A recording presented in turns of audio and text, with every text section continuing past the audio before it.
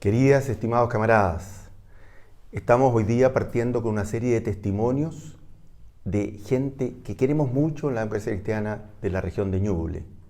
Y tenemos el privilegio hoy día de contar con don Fernando May Colvin, a quien todos lo conocemos con sus años de servicio público, desde agrónomo, desde alcalde de Coihueco, seremi de Agricultura, presidente de la Universidad del Biobío y todo el ancestro familiar, artista, gran agricultor. Entonces, lo primero que queríamos saber es qué le motivó a ser demócrata cristiano. Bueno, hay una cosa, uno nace en el campo, crece en el campo, y mis primeros amigos fueron los campesinos de una ruralidad profunda, ¿no? Entonces uno empieza a entender cómo se vive en el campo, ¿no? Con qué se vive, qué se hace, y queda tocado, digamos, entonces por esas circunstancias tan que nace poco menos que en la infancia. Y me correspondió en más de una oportunidad aprovechar muchos de mis conocimientos sacados de la universidad, cuando me estoy refiriendo a haber estudiado agronomía, ¿no? Cuando me eligieron alcalde en 2 oportunidades en Coihueco. Entonces, mi preocupación principal fueron las escuelas, ¿no? Yo fui ¿cómo se llamaron los primeros revoltosos estudiantes de hace 2 o 3 años atrás? Pingüinos. Yo fui un pingüino, un pingüino solitario, ¿no? Y me dediqué entonces a eso y creé un movimiento, un verdadero movimiento en Coihueco que se llamó Escuela Abierta, ¿no? En donde la escuela no era del alcalde, la escuela no era del intendente, la escuela no era del Ministerio de Educación, la escuela era de las familias que rodeaban la escuela. Basta decir, por clarificar un poco, era de la Junta de Vecinos del lugar, ¿no? Y en ese entonces, en esa circunstancia, la escuela, que era escuela abierta, tenía las llaves de la escuela algún encargado de esta Junta de Vecinos.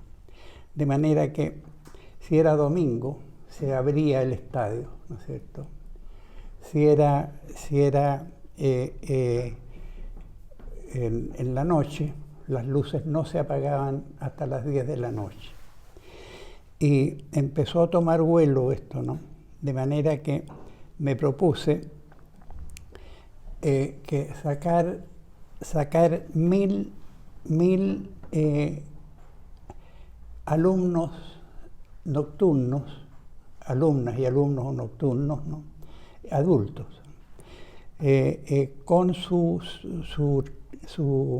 enseñanza media completa. Y era una maravilla recorrer las escuelas a 7, 8 de la noche, ¿no es cierto?, viendo desde lejos las luces prendidas y una cantidad de gente realmente entusiasmada con esta situación.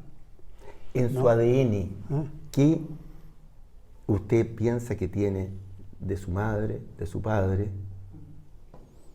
Porque son grandes personalidades en nuestra región. Me cambio de tema usted. Bueno, de mi padre puede ser bien cortito. Llegó a Chile en un barco, lo desembarcaron como guagua, lo desembarcaron en Talcahuano, lo llevaron en una carreta con bueyes, ¿no es cierto?, hasta Ay, Trayén, ¿no? Ahí bajaron, lo bajaron, por decirlo de esa manera, le estacaron una propiedad, le entregaron un saco de harina, una pala, un hacha, etcétera, etcétera, ¿no? Y la carreta se volvió para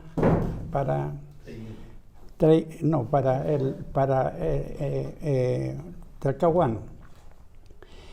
Fue terrible la situación de la familia, en realidad, porque era principio de invierno y quedaron sin techo, sin nada, más que las estaquitas que estaban en una superficie de bosque.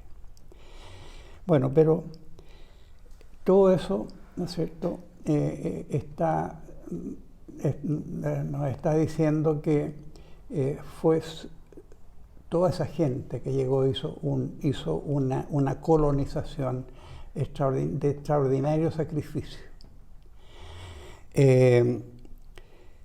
Y mi padre, cuando fue muchacho, se vino a trabajar a Chillán y nunca entró a una sala de clase. Mi padre estudió en la Universidad de la Vida y le empezó a ir bien, ¿no? Hasta que pudo ser dueño del Fondo del Mono, ¿no? Y hacer una donación para alguna universidad, no alguna universidad, sino que en específico para la Universidad de Chile. Y que fuera de Chile, para mi padre era, como quien dice, tan sólida como el Nevado de Chillán, digamos. Pero llegó el señor Pinochet y cambió la donación para la Universidad de Chile y fue en un momento como una parte de la Universidad de Chile aquí en Chillán. Se formó finalmente la Universidad del Biobío. ¿Y qué es lo que está funcionando ahora? Con gran éxito. En algunos estadísticas por ahí se ve que la Universidad del Biobío es la cuarta del país en algunos rankings, ¿no? Lo cual es una maravilla. Y eso entonces, yo digo, el quintal de harina, la pala y las cosas fueron pagadas por mi familia con una universidad. Ese es el tema de mi padre. Ahora, el tema de mi madre. Repito un poco, me he obligado a repetir un poco cosas que algunos de ustedes oyeron. Mi madre se casó bastante joven, tuvo 3 hijos prácticamente, uno después de otro. Fue campesina, creó un cultivo de apicultura, digamos, y se especializó en eso. Era muy dedicada cuando tomaba un tema, ¿no? Se especializó en eso. E incluso en la revista El Campesino que había en ese tiempo, editado por la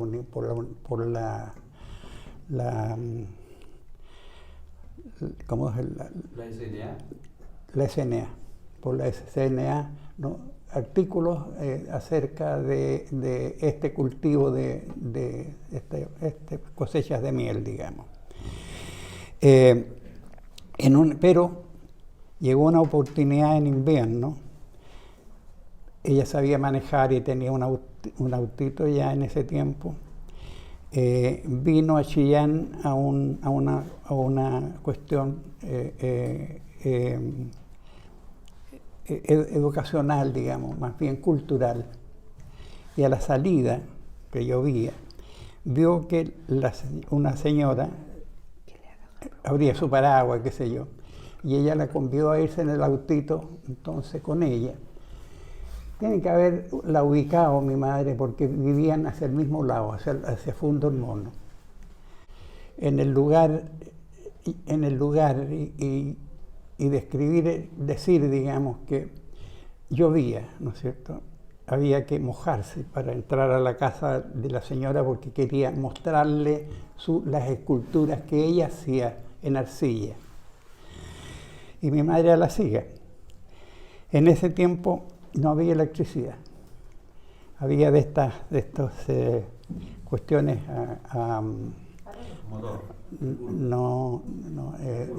carburo, lámparas de carburo. Entonces yo me imagino, ¿no? Trato de ponerme en el lugar de mi madre, cómo miraría ella en el estudio que tenía la señora esta ahí, cuando destapaba sus esculturas, las tenía envueltas en trapos mojados, ¿no? Y ese cambio de luces que había, ese cambio de ángulos que ella empezaba a ver y que no había visto nunca, ¿no? Estaba absolutamente absorbida con eso. Pero llegó un momento que yo lo considero clave, ¿no? Por el resto de la historia de doña Marta, ¿no? La señora le entregó un puñado de arcilla, de greda, preparado ya, dúctil, digamos, para manejarlo. Y mi madre tomó esa arcilla, ¿no? Y la cosa material traspasó a mi madre, ¿no es cierto?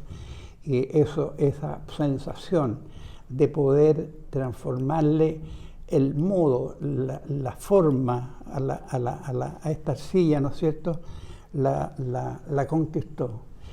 De tal manera quedó demostrado posteriormente, ¿no? Esto era una cosa que yo interpreto como que he pensado tanto en estas cosas. Al otro día el fondo cambió. Al otro día, o sea, yo puedo establecer un poco, decirlo, ¿cierto?, que ahí a mi madre le llegó un Espíritu Santo, la traspasó un Espíritu Santo, ¿no? Porque al otro día dejó su cuestión apícola, ¿no es cierto?, dejó otro tipo de labores pesadas en las casas del fondo, digamos, ¿no es cierto?, ahí, y empezó a conseguir greda entonces del mismo fondo, porque donde está el mono, ¿no es cierto?, hay lugares muy arcillosos, de greda, muy arcillosos. Entonces, habían mandado a buscar greda y había una mujer en el fondo que era muda. Y esta muda nos llevaba a nosotros, a los 3 hijos, que fuéramos a jugar con ella, a buscar esta greda, ¿no? Y esta señora, ¿cierto?, trabajaba, pero echaba al canasto o al saco, ¿no es cierto?, echaba solamente a la greda que según el olor que tuviera, la olía para seleccionarla. Y con eso entonces mi madre empezó a trabajar, tuvo un estudio en el mono, había un segundo piso muy notable en el mono, y mi padre entonces le hizo mesones que giraban y cuestiones así para que ella pudiera hacer lo mismo que había visto. Y a todo esto llegó entonces el terremoto del 39. El resultado, el taller se terminó enteramente y mi madre y sus 3 hijos nos fuimos a vivir a Santiago, a la casa de mis abuelos. Y mi madre entró a estudiar en el Bellas Artes en Santiago. Con el tiempo fue ayudante en Bellas Artes y con el tiempo fue becada primero en Inglaterra y posteriormente a Italia. Y de esa manera entonces yo puedo decir bien en esta cosa tan resumida que mi madre tiene esculturas muy importantes en los 5 continentes. O sea, no hay ninguno de los continentes que no tenga alguna escultura de Martha Colvin así, que hizo a lo largo de sus años. Don Fernando, lo último, ¿qué mensaje le daría a la juventud de este ejemplo de vida que usted ha sido, de profesional, de servidor público, de desapego? Ustedes donaron el Fondo al Mono posteriormente a la universidad. ¿Qué mensaje a la juventud como sentido de vida? El amor, el servicio, la solidaridad. El material humano que hay en el campo es de primera, ¿no? Se puede hacer cualquier cosa con ellos siempre que se maneje adecuadamente. Muchas gracias, don Fernando. Bueno, este es el primer testimonio. Esperamos que podamos entrevistar a varios otros camaradas que son un ejemplo para nosotros en la región de Ñuble. Gracias.